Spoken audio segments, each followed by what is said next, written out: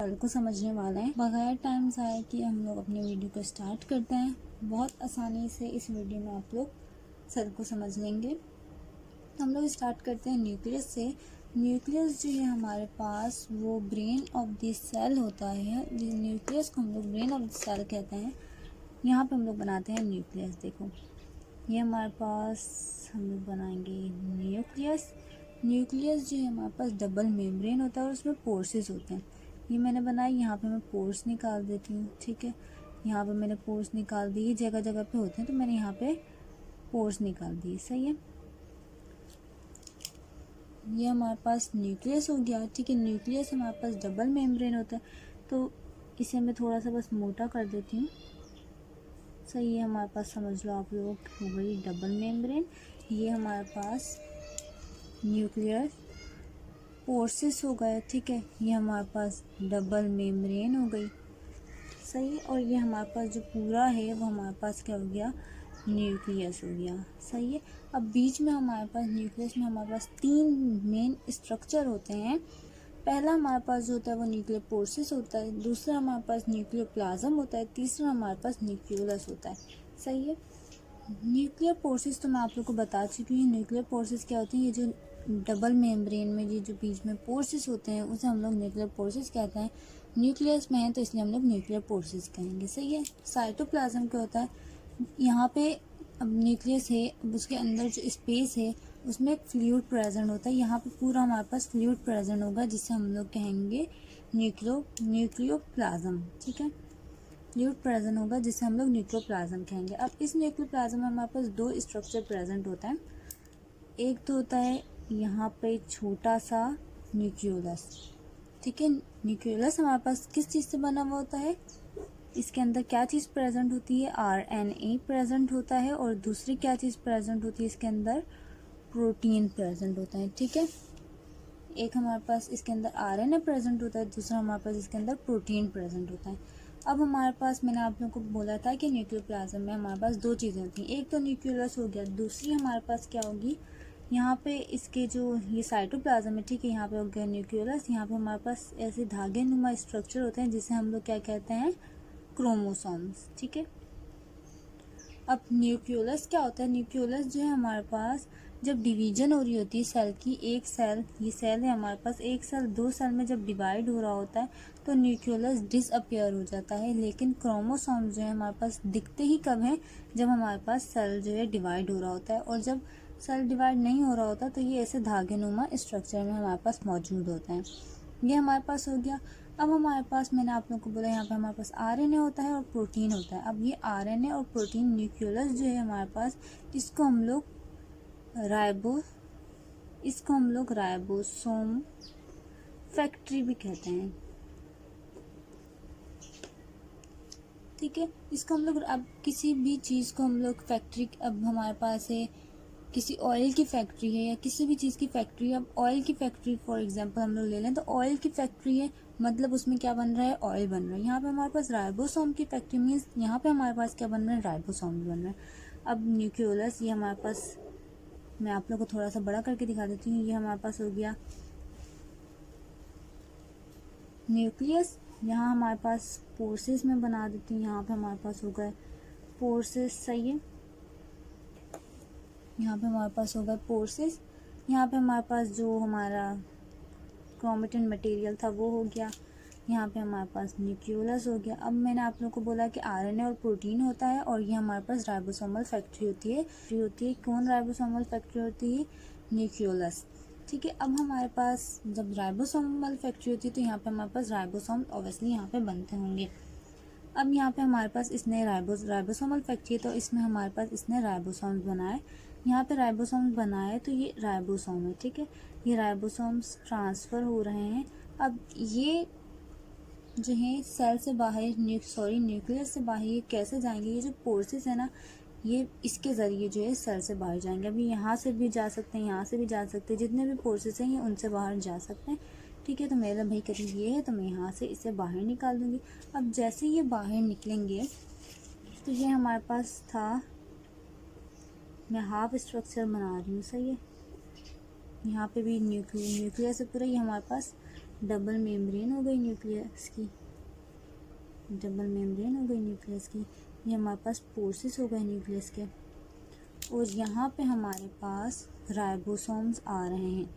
अब जब राइबोसोम्स आ रहे हैं तो हमारे पास न्यूक्लियस के बिल्कुल अटैच हमारे पास एक स्ट्रक्चर होता है, ठीक है। न्यूक्लियस के बिल्कुल अटैच हमारे पास एक स्ट्रक्चर होता है जिसे हम लोग कहते हैं एंडोप्लाज्मिक रेटिक्यूलम। अब ये हमारे पास हो गया यहाँ पे एंडोप्लाज्मिक रेटिक्यूलम बिल्कुल अटैच होता है, और ये जो है न्यूक्लियर मेम्ब्रेन से लेके ये हमारे पास सेल मेम्ब्रेन तक जा रहा होता है, सही है। अब ये हमारे पास ये जो हमने बनाए थे राइबोसोम्स, हमने नहीं, न्यूक्लियोलस ने जो राइबोसोम्स बनाए थे वो इस पे जाके अटैच हो जाएंगे, ठीक है, क्योंकि ये डायरेक्टली अटैच होता है न्यूक्लियस से, तो यहाँ पे हमारे पास राइबोसोम इससे जाके अटैच हो जाएंगे और यहीं पे बैठ जाएंगे। राइबोसोम अटैच हो गए, इन सब पे अटैच हो गए, भाई इस वाली जगह पे नहीं हो, या और जहाँ पे वो एंडोप्लाज्मिक रेटिकुलम है वहाँ पे किसी जगह पे होए और किसी जगह पे अटैच नहीं हुए। तो हमारे पास रफ एंडोप्लाज्मिक रेटिकुलम हमारे पास क्या होता है, रफ एंडोप्लाज्मिक रेटिकुलम हमारे पास क्या होता है जिस पे राइबोसोम अटैच होते हैं। स्मूथ एंडोप्लाज्मिक रेटिकुलम हमारे पास क्या होता है जिस पे राइबोसोम अटैच नहीं होते। तो एंडोप्लाज्मिक रेटिकुलम के हमारे पास दो टाइप्स हो गई, ठीक है।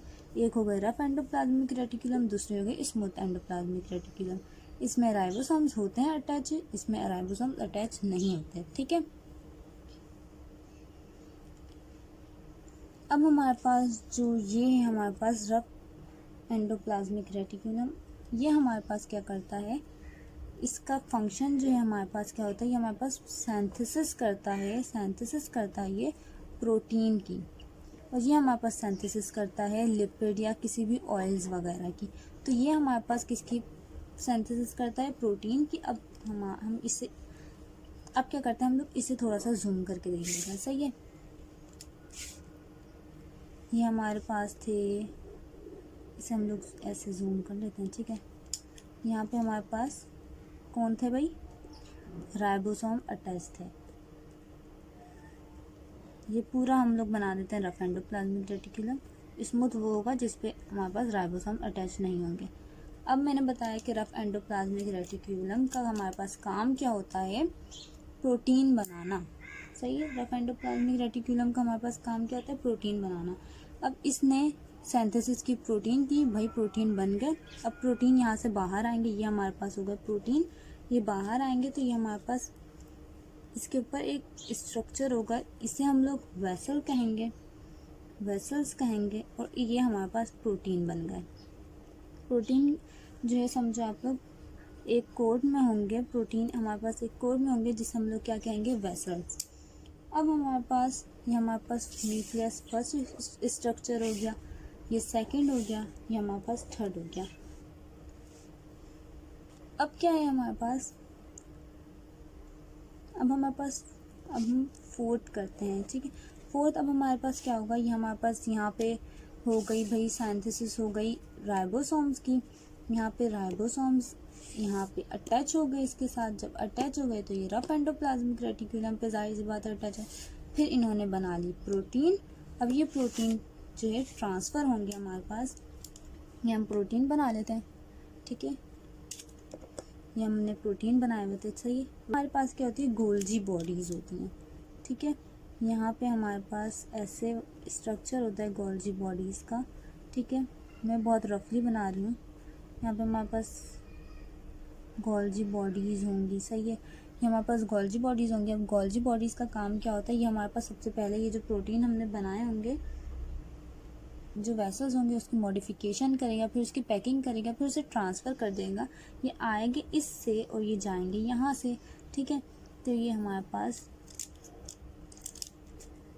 जो है इसने पैकिंग कर ली इसकी, ये हमारे पास ये वहाँ भेज देगा इस प्रोटीन को जहाँ पे प्रोटीन की नीड है। प्रोटीन की नीड जो है हमारे पास सेल में कहीं पे भी हो सकती है, तो ये वहाँ पे इस प्रोटीन को भेज देगा जहाँ पे इसकी ज़रूरत है। ये हमारे पास ये जितने भी स्ट्रक्चर थे वो थोड़े कनेक्टेड थे। अब हमारे पास आता है लाइसोजाइम। लाइसोजाइम जो है वो हमारे पास क्या करता है, जो हमारे पास सिंगल मेम्ब्रेन बाउंडेड स्ट्रक्चर होता है।